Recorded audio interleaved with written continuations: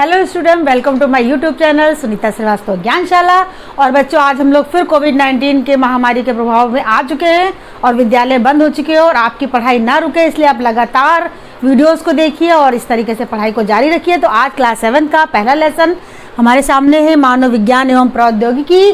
मानव विज्ञान और प्रौद्योगिकी को समझने से पहले बच्चों हम थोड़ा सा अपने दैनिक जीवन पर आ जाएं कि जब प्रातःकाल हम लोग उठते हैं तो सबसे पहले फ्रेश होने जाते हैं, उसके बाद हम अपना जो है ब्रश करते हैं, नहाते हैं, धोते हैं।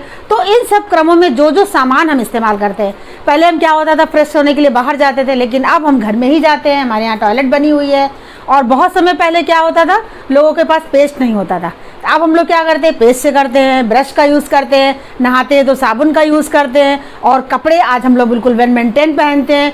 और खाना जो हमारे यहाँ बनाया जाता है वो भी देखो प्रेशर कुकर में बनाता है। आज से पहले अगर आप अपनी दादी और उनकी दादी से अगर बात करें तो कुकर नहीं था, तब हम भगोने में खाना बनाया करते थे। तो ये सारा जो डेवलपमेंट होता है, जो विकास होता चला जा रहा है कि जो पहले था वो आज नहीं है और इस तरीके से हम आगे बढ़ते चले जा रहे हैं। तो इस लेसन में बच्चों हम यही पढ़ेंगे कि विज्ञान और प्रौद्योगिकी, यानी विज्ञान के अंतर्गत किस तरीके से प्रौद्योगिकी उस पर आधारित है और प्रौद्योगिकी कैसे विज्ञान पर आधारित है। विज्ञान के द्वारा कौन कौन से ऐसे विकास हो चुके हैं, ऐसे डेवलपमेंट हो चुके हैं जो आज हमारे जीवन को बहुत ज़्यादा प्रभावित करते हैं। तो बच्चों में स्टार्ट करते हैं अपनी क्लास। यहाँ पर बच्चों हम देखते हैं सबसे पहले यातायात। अगर आप गौर करें, आपने सुना होगा कि पहले जब हम लोग बहुत समय पहले यात्राएं जब करी जाती थी तो कोई घोड़े पे जाता था और ऊँट पे सवारी करते थे, यानी यात्रा करने में बहुत टाइम भी लग जाता था और समय भी बर्बाद हुआ करता था। कभी कभी तो यात्रा पे जब लोग निकलते थे टोली बनाकर तो उसमें कुछ लोग वापस भी नहीं आ पाते थे। लेकिन आज क्या है, आज विज्ञान ने बहुत ज़्यादा तरक्की की है और आज यातायात के लिए समुद्री जहाज, जैसे आपने देखा होगा हेलीकॉप्टर है, चलते हैं, और समुद्री जहाज बड़ी बड़ी लंबी यात्राएं कम समय में हम पार करते हैं, ट्रेन से जाते हैं। तो ये यातायात के जो साधन है जो आज विकसित हो चुके हैं, ये विज्ञान की देन है। यहाँ पर बच्चों अगला देखते हैं टेलीफोन।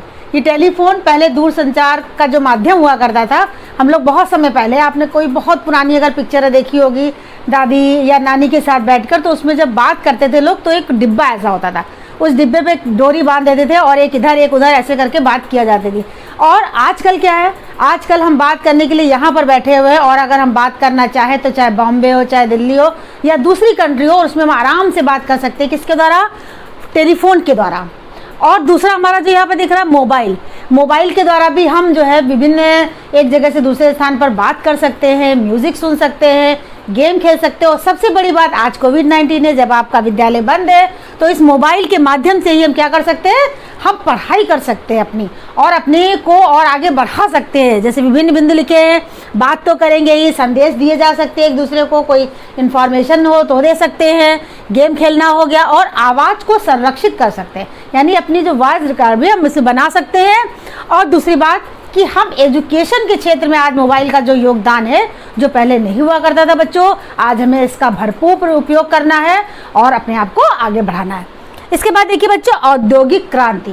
पहले क्या हुआ करते थे कि छोटे छोटे उद्योग हुआ था, जैसे किसी क्या मान लिया गन्ना है तो गुड़ का उद्योग उसने चला लिया, और या मान लिया वो सूत होता है उसको काटा, यानी रस्सी वस्सी बनाने का काम शुरू कर दिया। लेकिन आज क्या है, आज विभिन्न तकनीकियों के माध्यम से, यानी औद्योगिक क्षेत्र में, जैसे मान लिया पहले कोई कपड़ा चरखा से काटा जाता था, लेकिन आज कपड़ा विभिन्न तरीके का, चाहे वो रेयान हो, चाहे वो सिल्क हो, बड़ी बड़ी मशीनों से तैयार किया जाता है।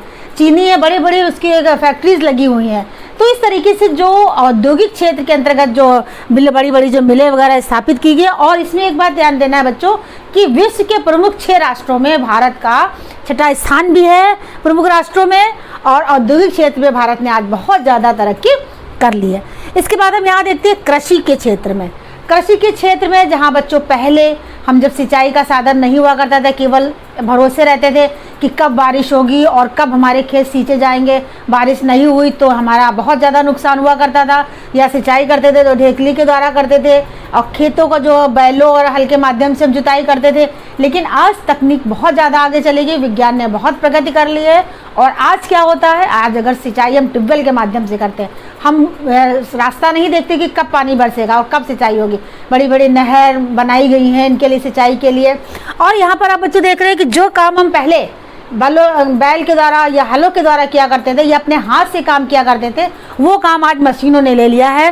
ट्रैक्टर ने किस तरीके से लिया है देखिए यहाँ पर। और सामान ढोने के लिए पहले क्या होता था कि किसी जो सामान एक स्थान से दूसरे स्थान पर हम जो है घोड़ों या ऑटो के माध्यम से ले जाया करते थे, लेकिन आज हम वहाँ पर ट्रैक्टर और ट्राली का उपयोग कर रहे हैं और अपना सामान को एक स्थान से दूसरे स्थानों पर कम समय में पहुँचा रहे हैं।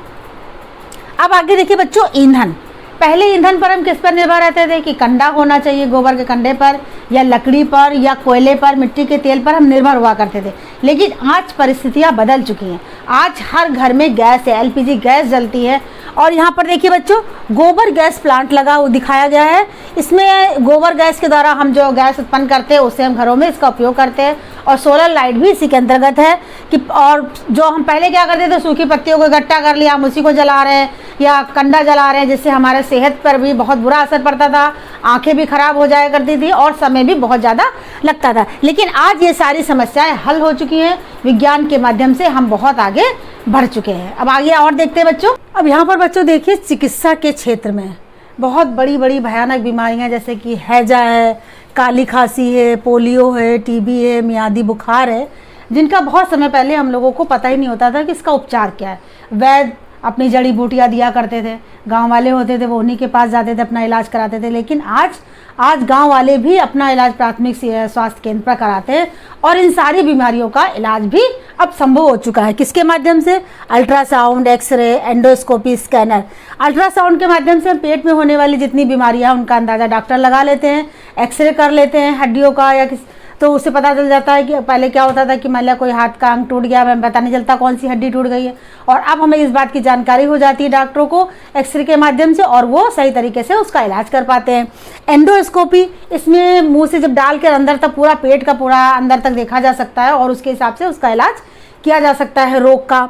स्कैनर के द्वारा मस्तिष्क की जाँच होती है। तो इस तरीके से चिकित्सा के क्षेत्र में आज विज्ञान ने बहुत ज़्यादा प्रगति कर ली है। अब आगे देखिए बच्चों, राष्ट्रीय सुरक्षा एवं युद्ध। कोई राष्ट्र चाहे जितनी तरक्की कर जाए, अगर उसकी सुरक्षा नहीं होगी तो वो अन्य देशों का गुलाम बन सकता है, यानी फिर से वो समस्या में आ सकता है। तो इसके लिए प्रत्येक देश अपने कहना चाहिए कि अपनी सुरक्षा के लिए प्रयास करता है। यहाँ पर भारत में भी बहुत सारी ऐसी सुरक्षा के साधन अब उपलब्ध है और एक मजबूत राष्ट्र के रूप में भारत इस समय आ चुका है। यहाँ देखिए फाइटर जेट दिखाए गए हैं जो सुरक्षा भी करते हैं और हमला भी करते हैं, यानी दूसरा देश अगर हमारे ऊपर आक्रमण करता है तो हम उससे अपनी सुरक्षा भी कर सकते हैं।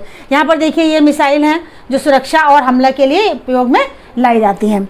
अब देखिए बच्चों, यहाँ पर जनसंचार क्षेत्र में पहले हम अपनी जो बात को कहते थे या तो मोबाइल टेलीफोन के माध्यम से, और सबसे पहले और उससे भी पहले हम जाते थे तो क्या होता था कि बहुत कबूतरों को लोग रखते थे, राजा महाराजा लोग, और उनको ट्रेन कर दिया करते थे, वही संदेश पहुंचाते थे या पत्र लिख के उसके बाद हो जाता। लेकिन आज बहुत ज़्यादा आगे इसमें टेलीफोन है, मोबाइल है, ईमेल है, फैक्स है। आप देखते हैं ये सब क्या चीज़ें हैं जनसंचार के क्षेत्र में। देखिए सबसे पहले कंप्यूटर है।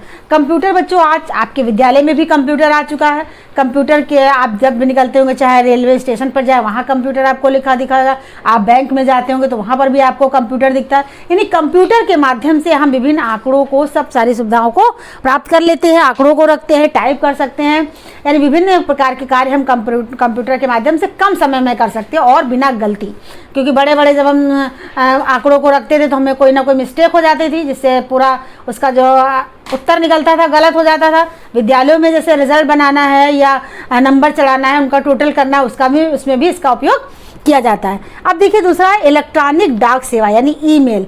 इलेक्ट्रॉनिक डाक सेवा वो है जो कंप्यूटर और इंटरनेट के माध्यम से ये चलता है। इसमें क्या होता है कि कोई भी हम सूचना जो भेजनी होती है वो बहुत ही कम समय में एक देश से दूसरे देश तक भेज सकते हैं। इसके बाद ये इंटरनेट। बच्चों इंटरनेट क्या है? इंटरनेट जो होता है वो छोटे छोटे जो कंप्यूटर होते हैं वो टेलीफोन लाइन से जोड़ दिए जाते हैं और इंटरनेट बनाते हैं। देखिए यहाँ पर लिखा भी है कि इंटरनेट विश्व के हजारों छोटे छोटे कंप्यूटर नेटवर्क टेलीफोन लाइन से जोड़ दिए जाते हैं जो इंटरनेट बनते हैं। इसके माध्यम से हम देश विदेश की सूचनाएं घर बैठे आराम से प्राप्त कर लेते हैं। तो इस प्रकार से बच्चों ये सारे जितने भी अभी आपने शुरू से लेकर आखिरी तक पढ़े, ये विज्ञान के माध्यम से प्रौद्योगिकी की उन्नति हुई, यानी प्रौद्योगिकी विज्ञान से है और विज्ञान प्रौद्योगिकी से है। और इसी के साथ ही जो देखते हैं आप, जो विभिन्न क्षेत्रों में विज्ञान के माध्यम से मनुष्य तरक्की भी कर चुका है। अब आगे देखते हैं कि कौन कौन से ऐसे क्षेत्र हैं, कुछ अन्य बातें हैं जिनको हम लोग आगे देखेंगे। अभी कृषि के क्षेत्र में बच्चों जो हमारे नई तकनीकियाँ जो चालू हुई थी, लगाई गई, जैसे कि आधुनिक कृषि उपकरणों का जो प्रयोग किया था, उन्नतशील बीज, उर्वरक और पर्याप्त सिंचाई के साधनों के द्वारा कृषि की उपज में जो आशातीत वृद्धि हुई है उसको बोलते हैं हरित क्रांति। क्या बोलेंगे बच्चों? हरित क्रांति। और इसी तरीके से अन्य क्षेत्रों में भी जो विभिन्न तकनीकियों को चालू करने के बाद उनमें जो परिवर्तन हुआ है, जो उनमें वृद्धि हुई है आशातीत, उसको नाम देख लीजिए बच्चों कि मत्स्य उत्पादन, उन्नत प्रकार के मत्स्य बीजों के द्वारा, जिसको हम बोलते हैं नीली क्रांति। इसके बाद रेशम उत्पादन, इसमें भी वैज्ञानिक विधियों के द्वारा कीटों को जो शहतूत के पेड़ पर पाला जाता है, ये भी जो है रेशम उत्पादन कहलाता है। सुअर पालन संतुलित आहार एवं टीकाकरण के द्वारा, मुर्गी पालन भी संतुलित आहार और टीकाकरण के द्वारा ही इसमें आशातीत परिवर्तन हुआ है।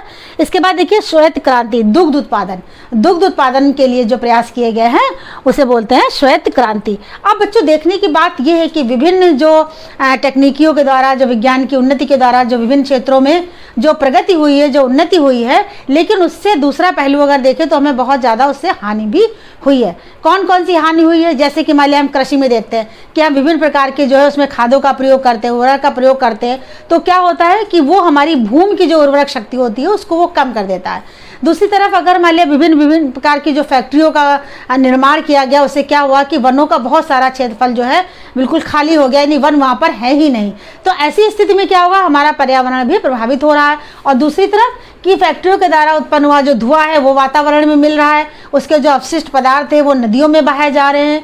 और इस दूसरी तरफ से क्या देखते हैं कि अगर मान लें सुरक्षा की तरह जो मिसाइलें हैं या अन्य जो हमारे पर एटम बम वगैरह है जो बनाए जा रहे हैं सुरक्षा की तरह से, लेकिन जब वो भी जब चालू किए लगाए जाते हैं या उनका प्रयोग किया जाता है तो उससे भी बहुत ज़्यादा हमें नुकसान होता है। तो इस तरीके से जो मान लिया आप देखिए कि रेशम उत्पादन है, वैज्ञानिक विधि अगर हम उसमें उत्पन्न करते हैं, बढ़ाते हैं, तो हम अगर एक तरफ से अगर उसका प्रयोग कर रहे हैं कि शहतूत के वृक्षों पर करना है, तो हम उसमें क्या करते हैं कि उसमें अपने रासायनिक पदार्थों का प्रयोग करने लगते हैं, जिसके कारण वो हानिकारक हो जाता है। तो इस तरीके से जहाँ एक और विज्ञान हमारी प्रगति के लिए सहायक है, तो वहीं दूसरी तरफ से हानि भी होती है। अगर मनोरंजन के क्षेत्र में देख लें, मोबाइल से अगर हम एजुकेशन ग्रहण करते हैं, शिक्षा ग्रहण करते हैं, तो उसका दुरुपयोग भी है। हम उस पर साइड में दूसरी चीज़ें देखने लगते हैं, जो हमारे चारित्रिक हानि भी हमारा होता है और उससे हमारा जो है दिमाग भी स्थिर नहीं रहता है। तो किस तरीके से हम इनकी जो कहना चाहिए कि उपयोगिता को ग्रहण करें और अनुपयोगी बातों को हम हटा दें